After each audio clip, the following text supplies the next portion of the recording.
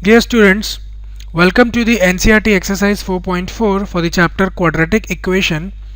Let us see the very first question. The question says, find the nature of the roots of the following quadratic equations. If the real roots exist, find them. आपको first section में जो equation given है वो 2x square minus 3x plus 5 equal to 0 ये equation given है. आपको ये check करके बताना है कि इस क्वाड्रेटिक इक्वेशन के रियल रूट एग्जिस्ट करते भी हैं या नहीं, और अगर करते हैं तो कौन से रियल रूट है वो आपको फाइंड भी करना है. ठीक, क्या करते हैं देखिए. सबसे पहला काम होता है इस गिवन क्वाड्रेटिक इक्वेशन को standard form of quadratic equation से कंपेयर करिए.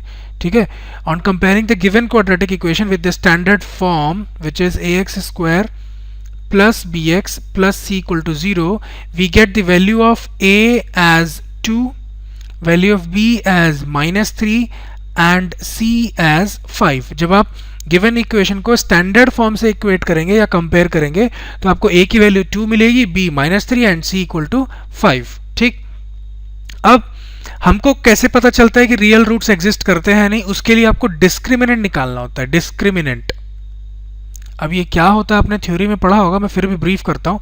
डिस्क्रिमिनेंट को शॉर्ट में डी से भी लिखते हैं. ठीक है, और डिस्क्रिमिनेंट डी जो होता है वो होता है बी स्क्वायर माइनस 4ac. ये डिस्क्रिमिनेंट की वैल्यू होती है. ठीक, ये दोबारा यहाँ पे लिख देता हूँ बी स्क्वायर माइनस 4ac. अब कंडीशन क्या क्या देखिए, अगर डी की वैल्यू 0 आती है, if the value of discriminant comes out to be 0, then real and equal roots exist. तब इक्वल रूट तो होंगे और रियल भी होंगे.